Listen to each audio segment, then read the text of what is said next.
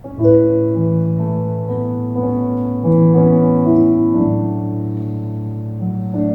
반갑습니다. 오늘도 제 조소에 계신 여러분들 반갑습니다. 이 시간 또 찬양하기를 원하는데 그 모든 것 아시는 주님과 만물을 다스리는 그 하나님을 기억하면서 우리 모두 찬양했으면 좋겠습니다. 찬양하겠습니다.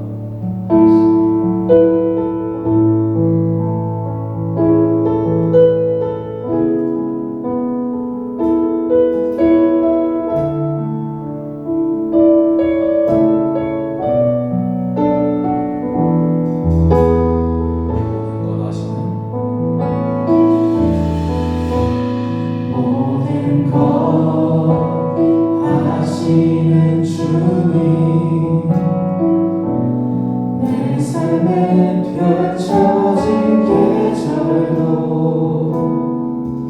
임마누엘 함께 늘 동행하시니 내 모든 순간 돌보아 주시네.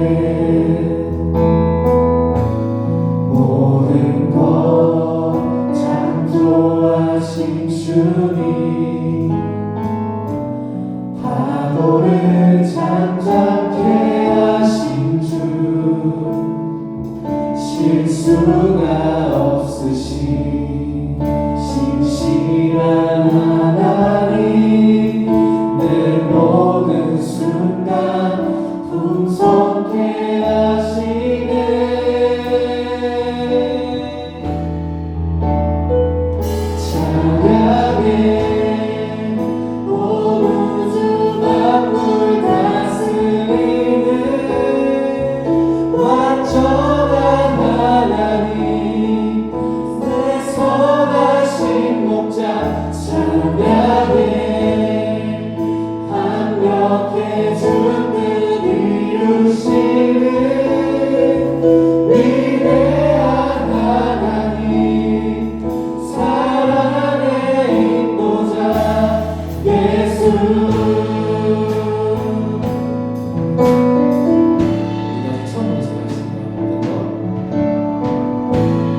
모든 것 아시는 주님 내 삶에 펼쳐진 계절로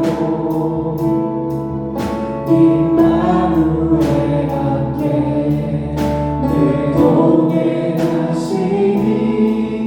내 모든 순간 돌보아 주시네. 모든 것 창조하신 주님 파도를 잠잠케 하신 주 실수가 없으신 신실한 하나님 내 모든 순간 풍성케 하시네.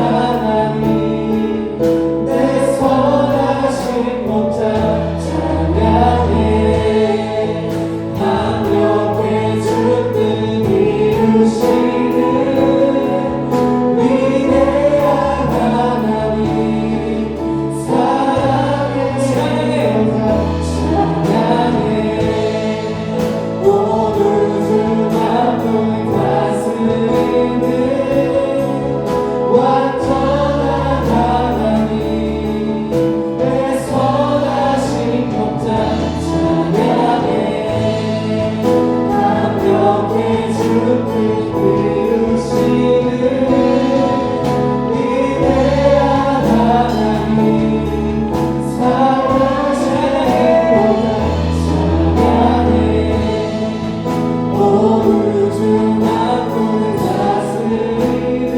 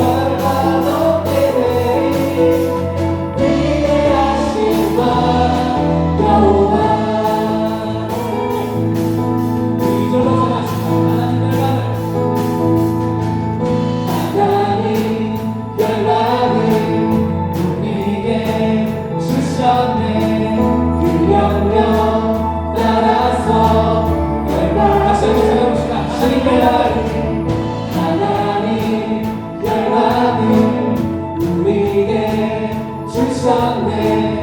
그 명령 따라서 열방을 취하리. 모든 만물 주를 찬양해. 모든 기도 주께 경배해. 오늘 승리하리. 열방 얻게 되리. 하나님께서 통치하시네. 오늘 승리하리. 열방 얻게 되리. 위대하신 왕 다시 한번 오늘 승리하리. 열방 얻게 되리. 하나님께서 통치하시네. 오늘 승리하리. 열방 얻게 되리. 위대하신 왕 여호와.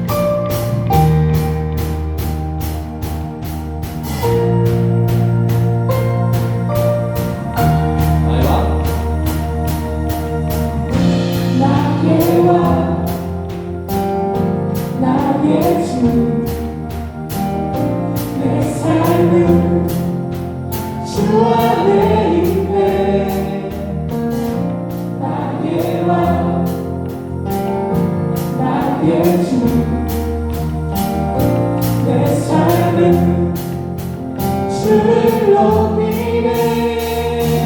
주 찬양합니다. 주 경배합니다. 내 마음 다하여 주께. 주 나의 친구 되시고 내 영원한 곁 되시네. 찬양해. 주 나의 소망 되시고 내 영원한 빛이 되시네. 찬양해. 아멘.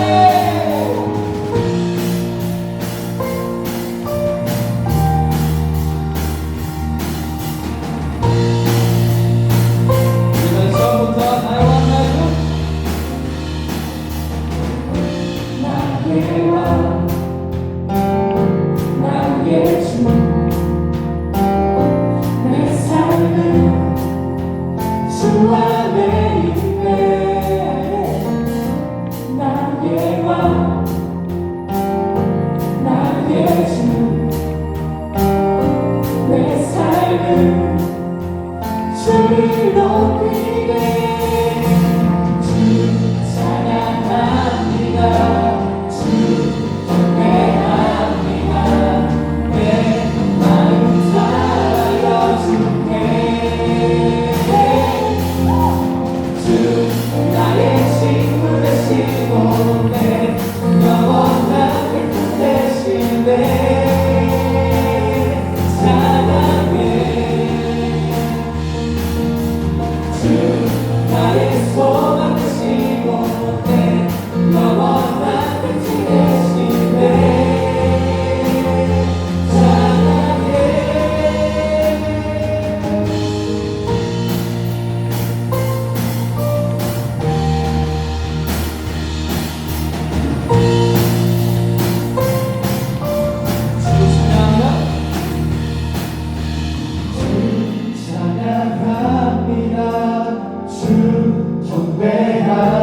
내 마음 다하여 주께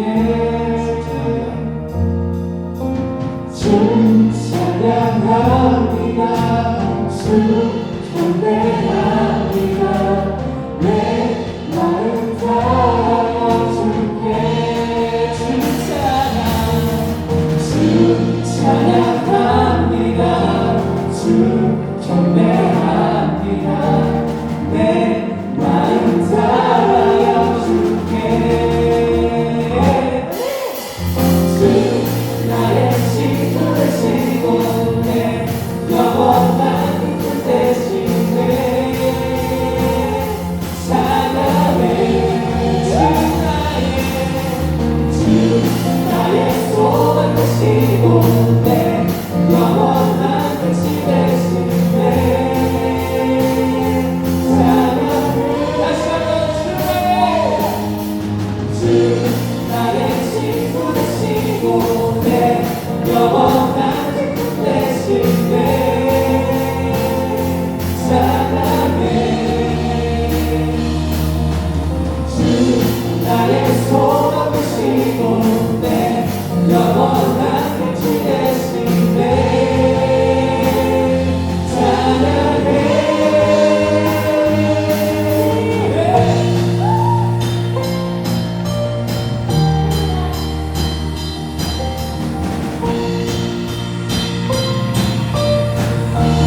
우리의 소망 되시고 우리의 영원한 빛이 되시는 하나님을 찬양합니다. 아멘.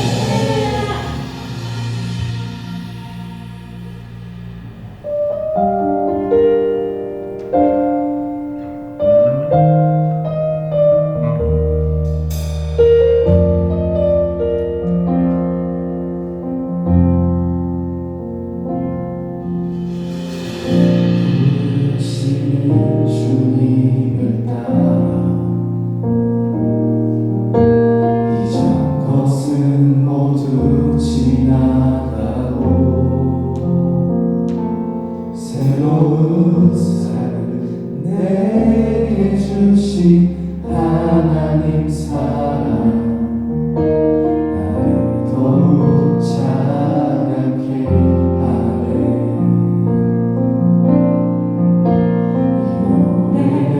난 멈출 수가 없네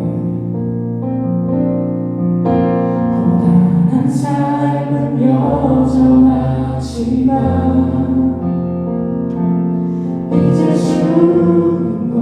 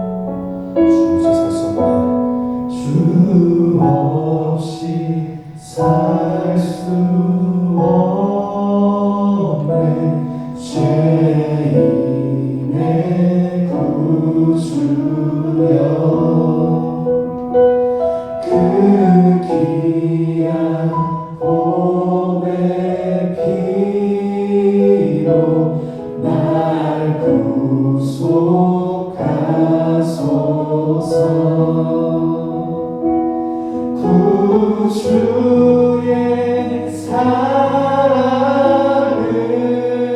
사랑으로 흘리신 보혈이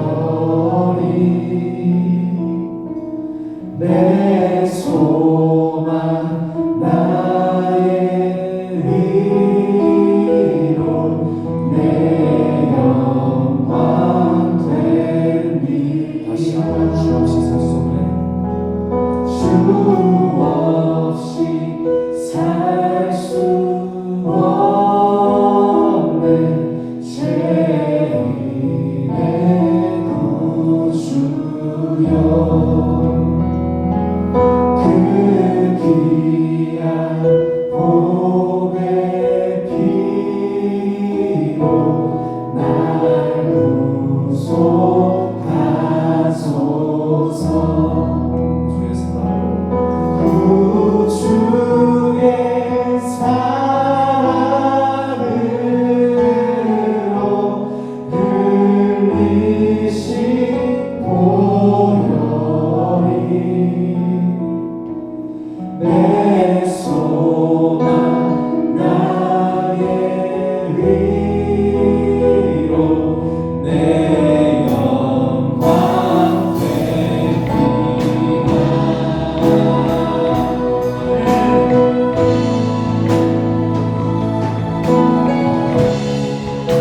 다시 한번 주 없이 살 수 없는 주 없이 살 수 없네 죄인의 구주여 그 귀한 보배 피로 날 구속하소서 구주의 사랑으로 구주의 사랑으로 흘리신 보혈이 내 소망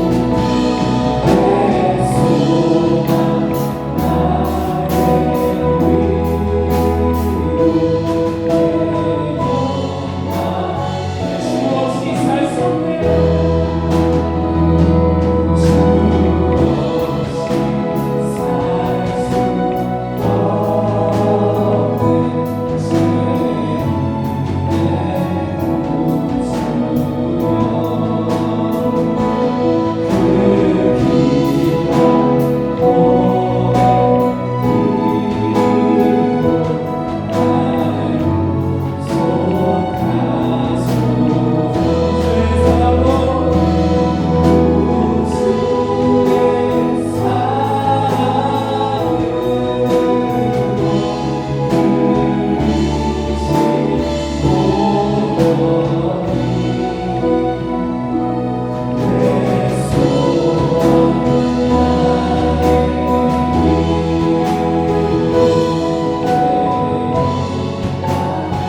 한번 구주의 사랑으로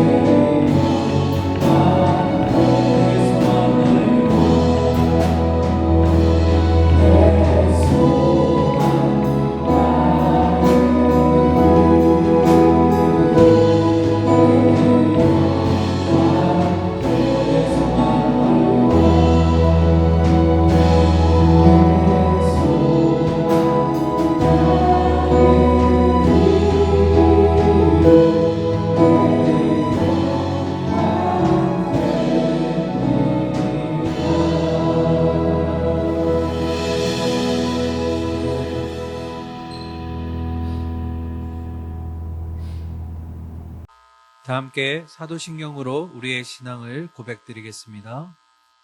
전능하사 천지를 만드신 하나님 아버지를 내가 믿사오며 그 외아들 우리 주 예수 그리스도를 믿사오니 이는 성령으로 잉태하사 동정녀 마리아에게 나시고 본디오 빌라도에게 고난을 받으사 십자가에 못 박혀 죽으시고 장사한 지 사흘 만에 죽은 자 가운데서 다시 살아나시며 하늘에 오르사 전능하신 하나님 우편에 앉아 계시다가 저리로서 산자와 죽은 자를 심판하러 오시리라. 성령을 믿사오며 거룩한 공예와 성도가 서로 교통하는 것과 죄를 사하여 주시는 것과 몸이 다시 사는 것과 영원히 사는 것을 믿사옵나이다. 아멘. 진솔 차영민 형제가 우리를 위해 함께 기도하겠습니다. 예배의 주인 되신 하나님, 이 시간 드려지는 예배를 받아주세요. 얼굴을 마주할 수 없고 함께 찬양하며 예배하지 못하지만 이러한 상황 속에서도 각자의 처소에서 찬양하고 기도하고 또 말씀 들을 수 있음에 감사합니다. 장소와 환경에 상관없이 마음의 예배에 동참하는 모든 진솔 코람데오 지체들에게 성령님 함께하여 주시길 간절히 소망합니다. 한 주간 변함없이 우리를 지키시고 함께하여 주신 하나님, 모든 순간에 감사하지 못하고 또 불평하고 넘어져 내 안에 예수 그리스도를 까맣게 모른 척했던 믿음 없음을 하나님 앞에 회개합니다. 용서해 주세요.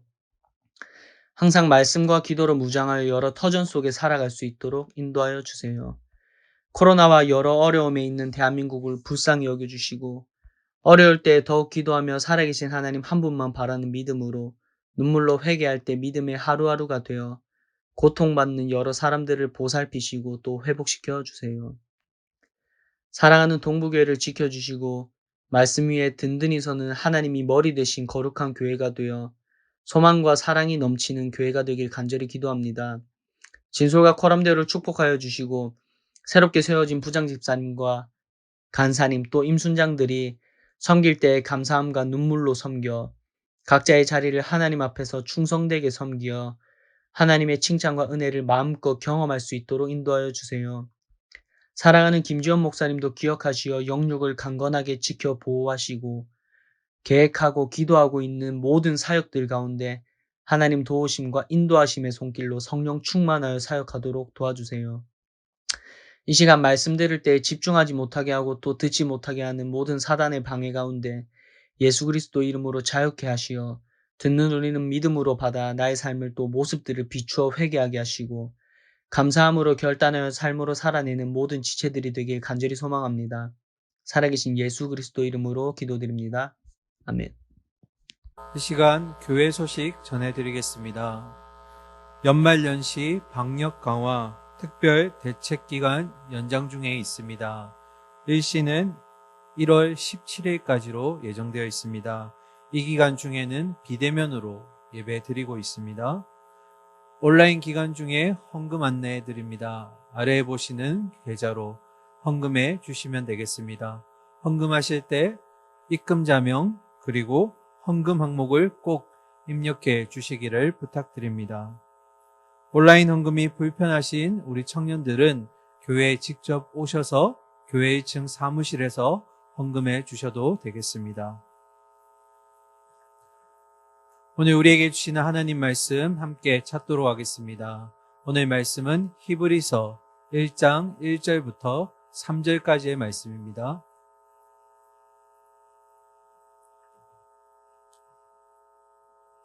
히브리서 1장 1절부터 3절까지의 말씀 제가 봉독해 드리겠습니다.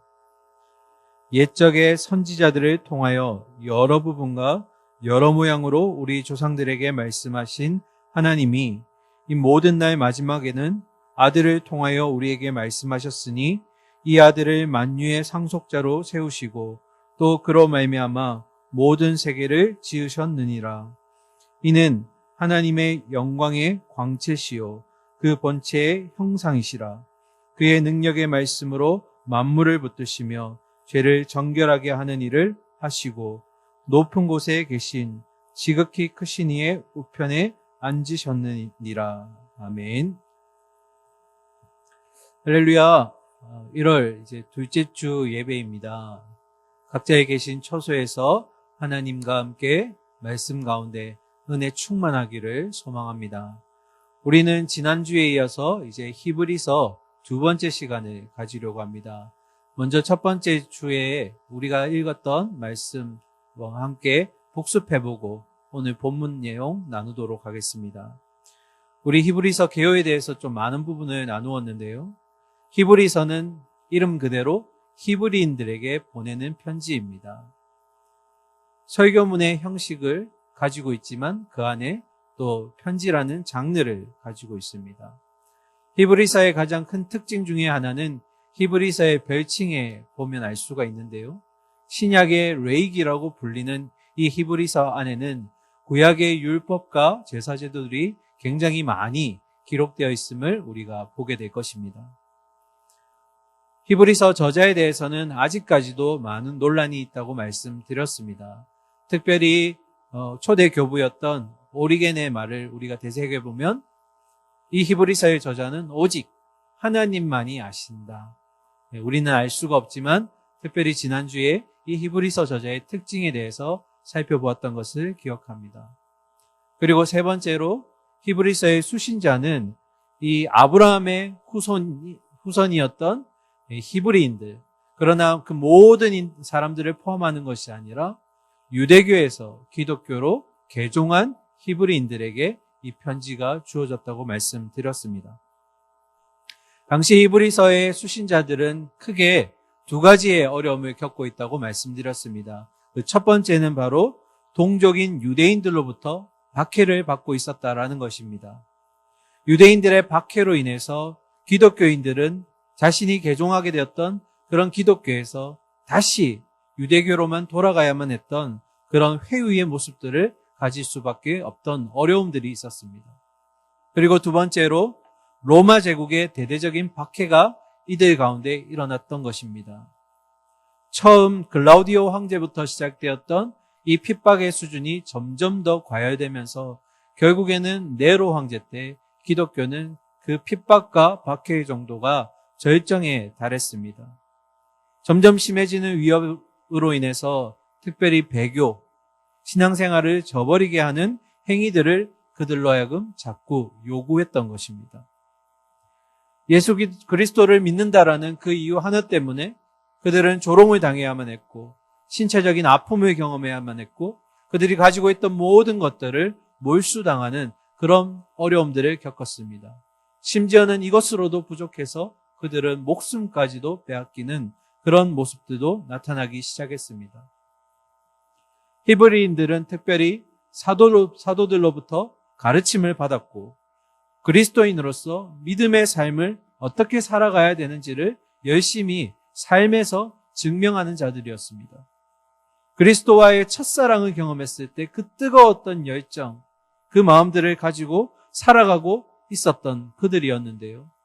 그런데 문제는 이런 기간이 점점 길어짐에 따라서 그들은 영적인 궁핍함과 이 피곤함을 느끼기 시작했다라는 것입니다. 이런 영적인 피로감은 결국 그들이 가지고 있었던 두 가지 어려움들, 동족인 유대인들로부터 회유받기를 원했던 마음, 그리고 또 로마로부터 박해받으면서 배교를 원했던 마음, 이것들로 타협하기 시작하고 바뀌어가는 이들이 나타나기 시작했다라는 것입니다. 그래서 특별히 히브리서의 주제는 두 가지 면에서 볼 수 있는데요. 첫 번째는 이 땅에 있었던 제사장들, 그리고 제사 제도들, 그리고 율법들이 어떻게 이 땅에 오신 예수 그리스도와 차이가 있는지를 살펴보면서 이 땅에 참 대제사장으로 오셨던 예수 그리스도에 의해서 어떻게 이런 율법과 제사들이 성취가 되고 완성이 되었는가. 이것이 첫 번째로 우리가 히브리서를 통해서 주목해야 될 주제입니다.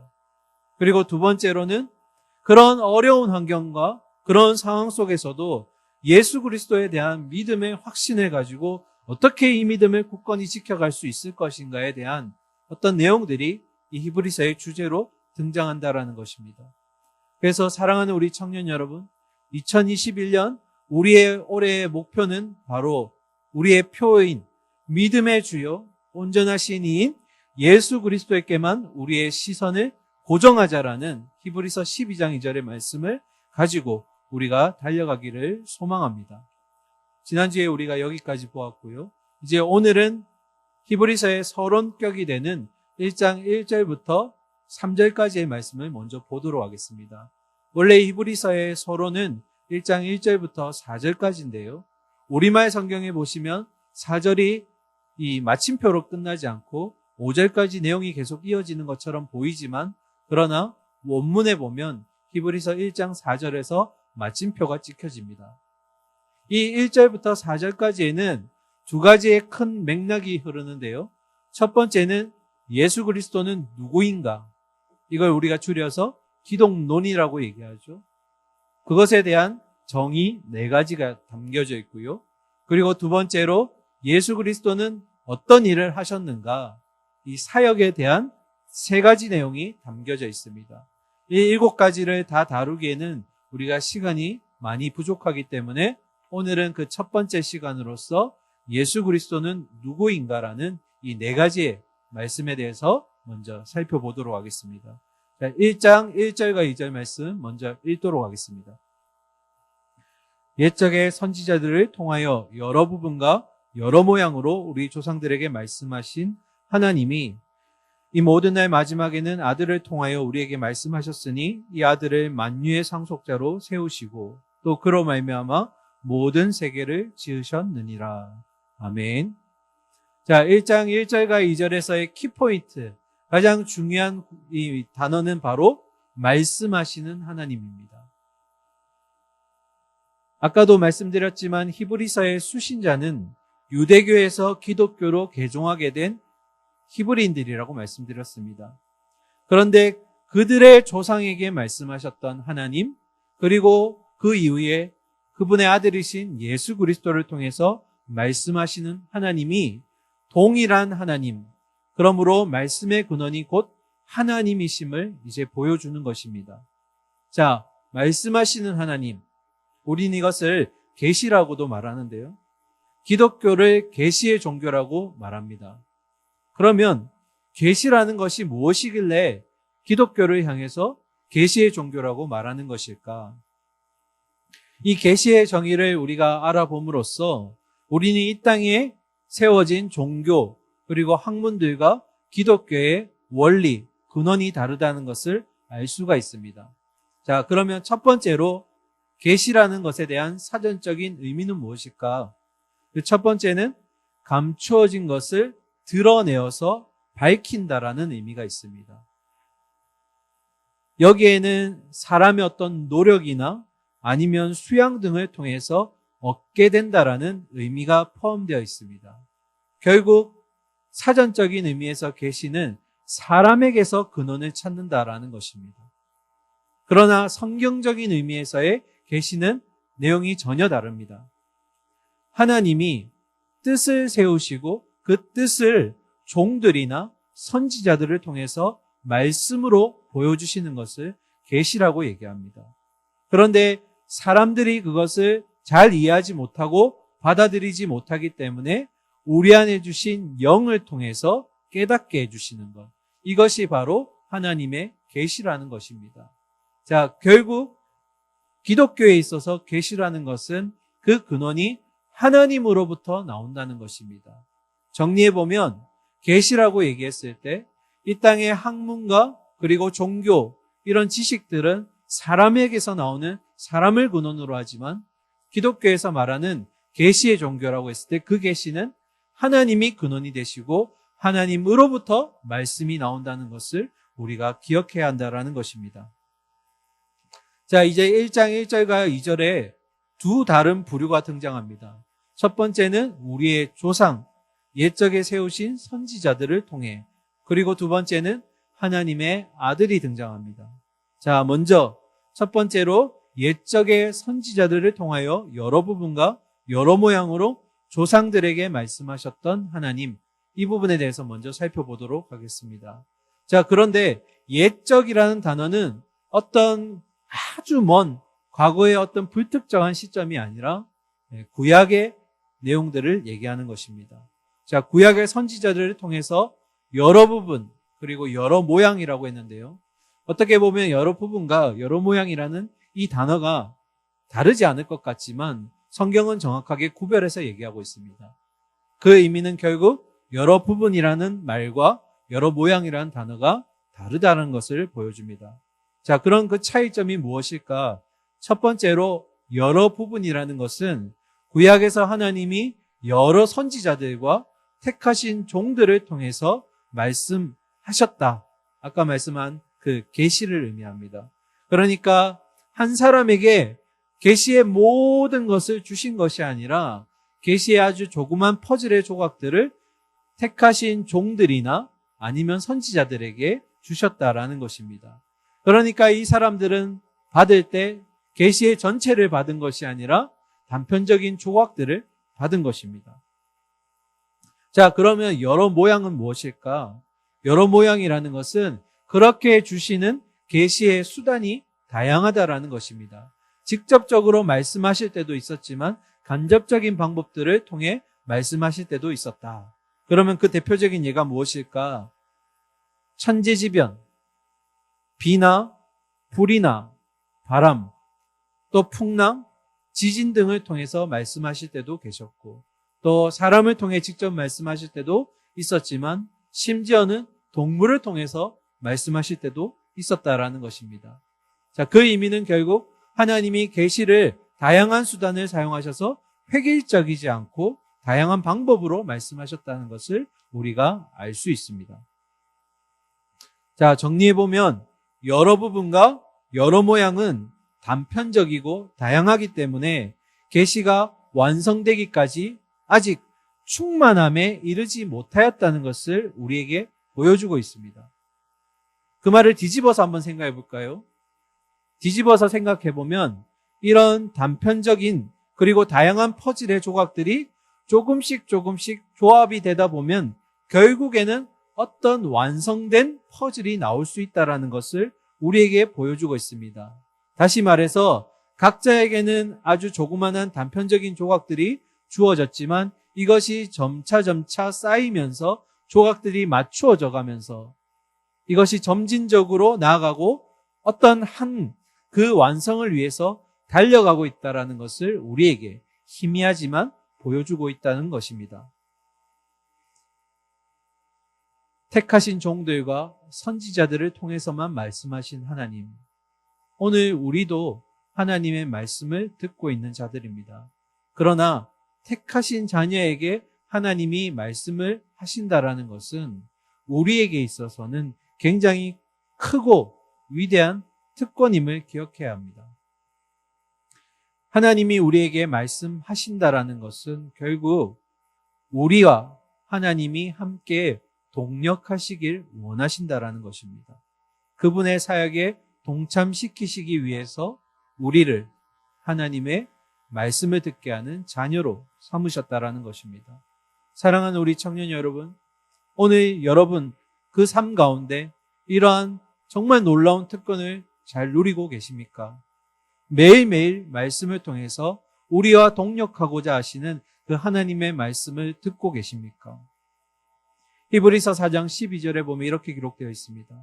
하나님의 말씀은 살아있고 활력이 있어 좌우에 날선 어떤 검보다도 예리하여 혼과 영과 및 관절과 골수를 찔러 쪼개기까지 하며 또 마음의 생각과 뜻을 판단한다니. 아멘. 히브리서 4장 12절에 결국 이 말씀을 보면 말씀의 생생함이 우리에게 전달되고 있음을 볼 수 있습니다. 오늘 이런 생생한 하나님의 말씀의 역사가 우리의 삶 가운데 일어나야 한다는 것을 꼭 기억하시기 바랍니다. 자, 첫 번째 때는 구약의 선지자들을 통해서 여러 방법과 여러 가지 어떤 조합들을 통해서 말씀하셨다면 이제 두 번째는 뭡니까? 마지막에는 아들을 통하여 우리에게 말씀하고 계신다라고 기록하고 있습니다. 자, 마지막이라는 단어는 우리가 그 구약시대 이후 예수 그리스도께서 오시고 나서부터 마지막 때까지 살아가고 있는 우리 전부를 지금 총칭해서 얘기하는 겁니다. 마치 우리가 오늘을 살아가고 있지만 종말의 때를 바라보며 살아가는 우리의 모습처럼 히브리서의 기자는 현재의 시간 개념 자체를 종말론적으로 지금 표현하고 있는 것입니다. 그러면 종말의 때를 바라보며 살아가는 우리가 누구를 통해서 말씀을 듣고 있다는 겁니까? 바로 아들을 통해서라는 것입니다. 자, 여기에는 이제 아주 두 부류의 대조되는 모습이 나옵니다.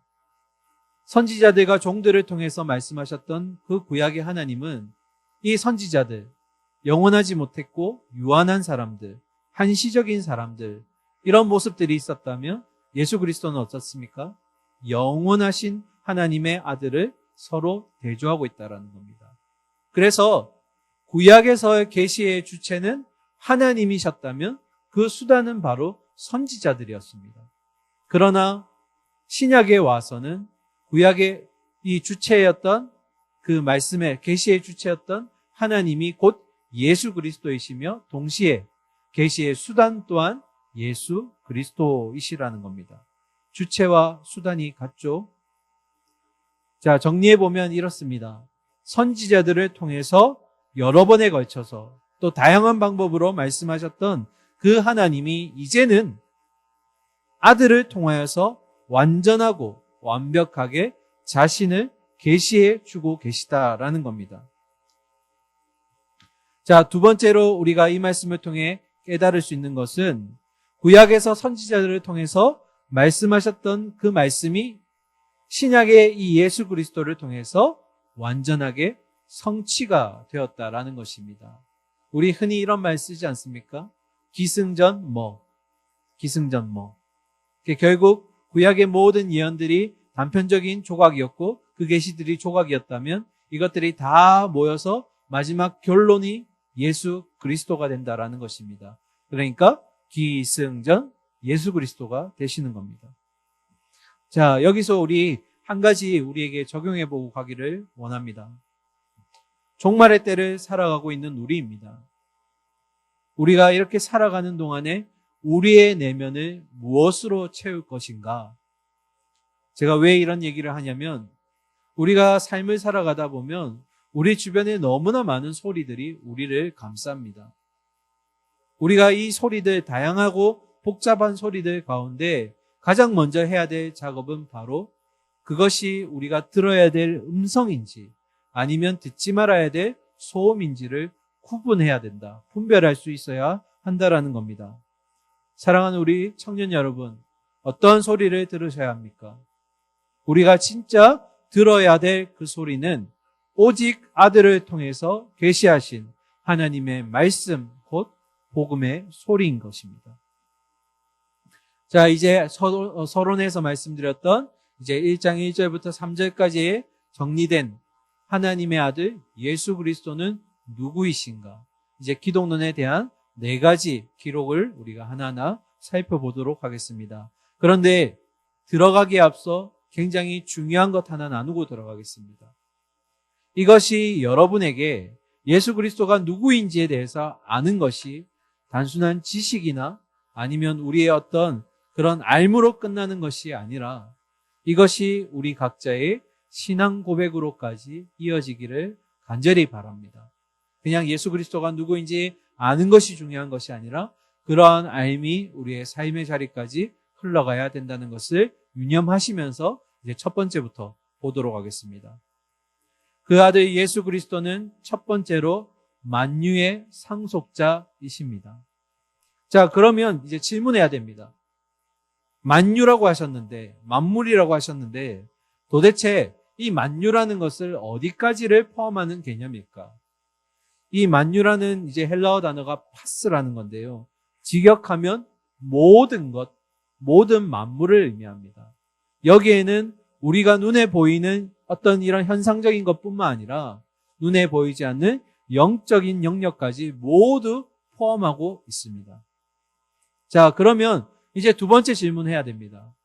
모든 영역에서 이제 예수 그리스도가 상속자라고 하는데 도대체 예수 그리스도가 만유의 상속자이신 것과 오늘을 살아가고 있는 나와 그것이 무슨 관계가 있고 나에게 뭐가 중요하다는 것일까?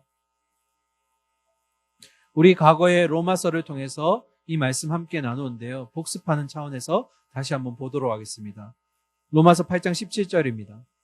자녀이면 또한 상속자, 곧 하나님의 상속자요. 그리스도와 함께한 상속자니 우리가 그와 함께 영광을 받기 위하여 고난도 함께 받아야 할 것이니라. 아멘. 앞에 부분에 대해서 시간상 다 읽지 못했지만 바울은 하나님의 영으로 인도함을 받는 우리는 곧 하나님의 자녀라고 밝히고 있습니다. 그런데 로마서 8장 17절에 뭐라고 되어 있습니까? 하나님의 자녀이면 곧 하나님의 상속자이다. 그리고 또한 그리스도와 함께한 상속자이다. 그 말은 결국 그리스도가 받는 그 영광의 유업을 우리도 받게 될 것이라는 겁니다. 그럼 그 유업은 무엇일까요? 우리가 베드로전서 얘기하면서 이 유업에 대해서 살펴보았습니다. 말씀 한번 보실까요? 베드로전서 1장 4절입니다. 그 유업은 썩지 않고 더럽지 않고 쇠하지 아니하는 유업을 있게 하시나니 곧 너희를 위하여 하늘에 간직하신 것이라. 아멘. 그리스도와 함께 받을 유업은 바로 이런 유업입니다. 예를 한번 들어볼까요? 우리가 만약에 미래의 어느 시점에서 정말 몇 손가락 안에 드는 세상에서 정말 이 부자가 된다면, 그렇게 가정한다면 우리가 지금 현재 겪고 있는 여러 가지 문제들, 특히 물질의 문제들에 대해서 우리의 시선과 태도가 완전히 달라질 것을 우리는 압니다.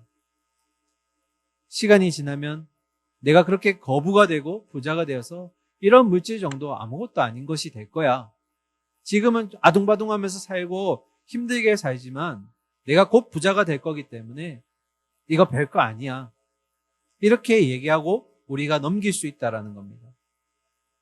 이 땅에 유하고 일시적인 그런 물질에 대해서도 우리가 죽을 때 다 놓고 갈 물질임에도 불구하고 우리가 만약 부자가 된다면 우리의 시선이 이렇게 바뀔 수 있다라면 바울이 오늘 얘기했던 그리스도와 함께한 상속자인 우리, 그 상속의 유업은 베드로가 말했던 썩지도 쇠하지도 않을 그런 유업이라면 우리가 그것을 믿고 확신한다면 이 땅에서의 우리의 삶의 시선과 태도는 완전히 바뀌어야 되지 않겠습니까?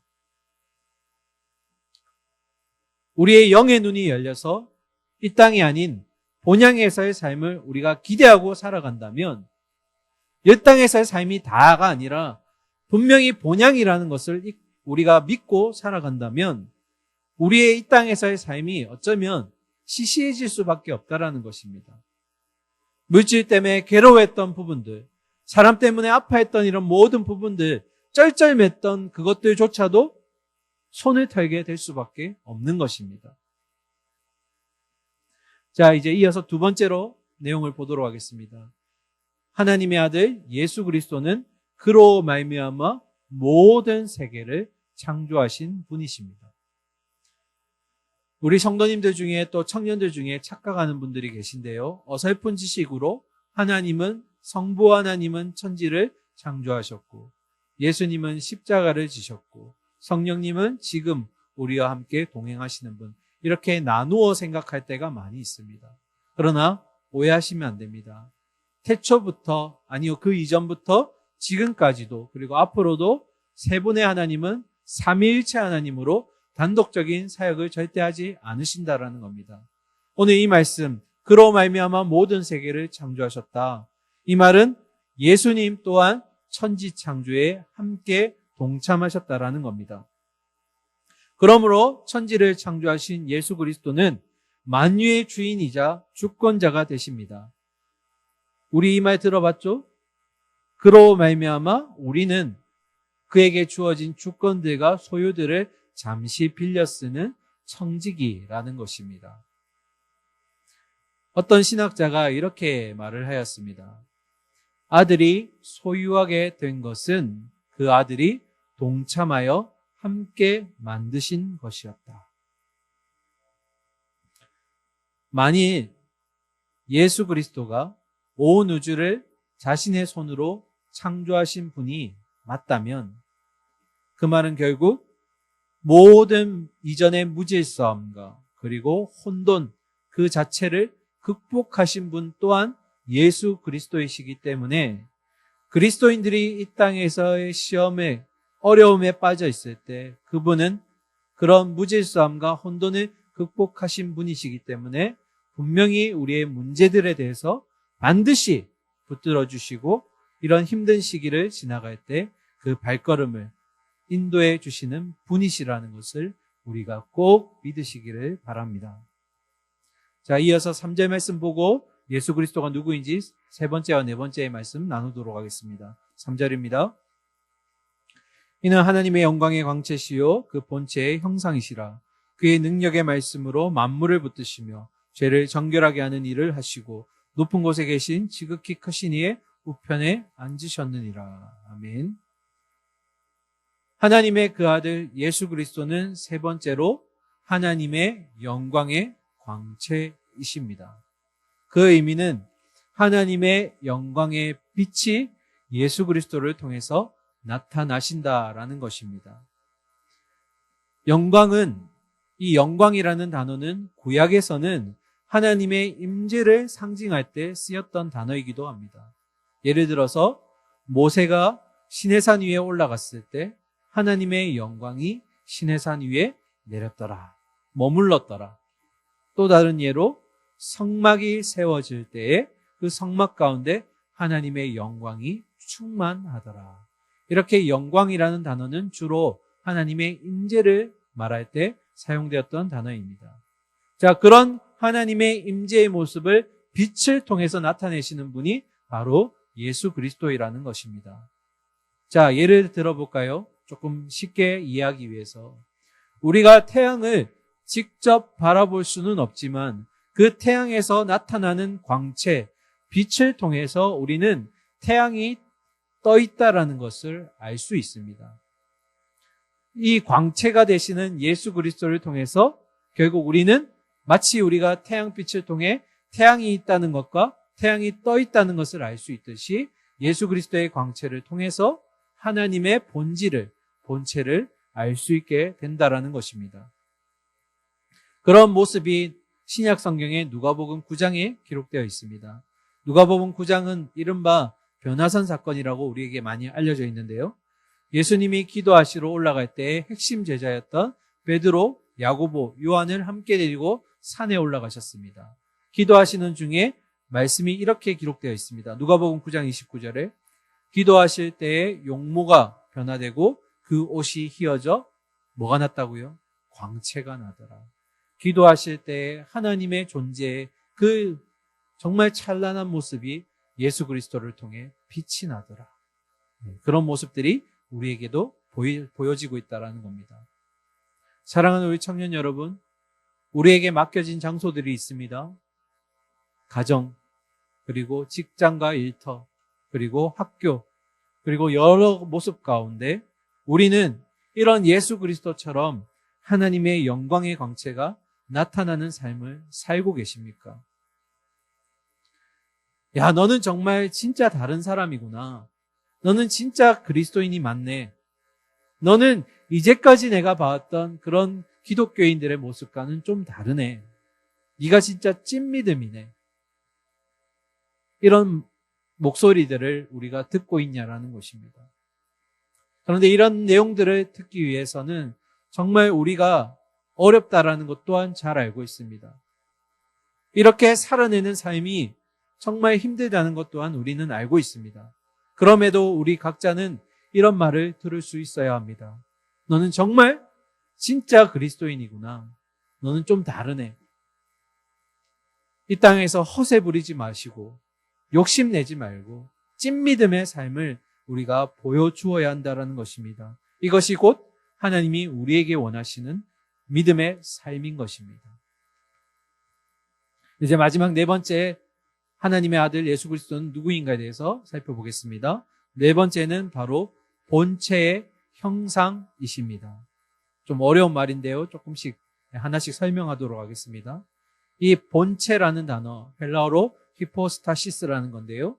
본질, 존재 그 자체를 의미하는 것입니다. 그런데 우리가 주목해야 될 단어는 바로 형상이라는 단어입니다. 형상이라는 단어도 몇 가지 단어가 있는데요. 여기서 쓰여진 이 형상이라는 헬라어 카라크테르라고 부르는데요. 모든 성경에서 오직 여기 딱 한 번만 쓰이는 단어가 이 형상 카라크테르라는 단어입니다. 영어로 번역하면 이미지라고 얘기하는데요. 우리말로 하면 이미지, 그대로 이미지 또는 복사 이렇게 해석할 수가 있겠습니다. 예를 한번 들어볼까요? 오늘 예를 많이 드네요. 좀 이해하기 어려우신 부분들이라 예를 많이 좀 참고했습니다.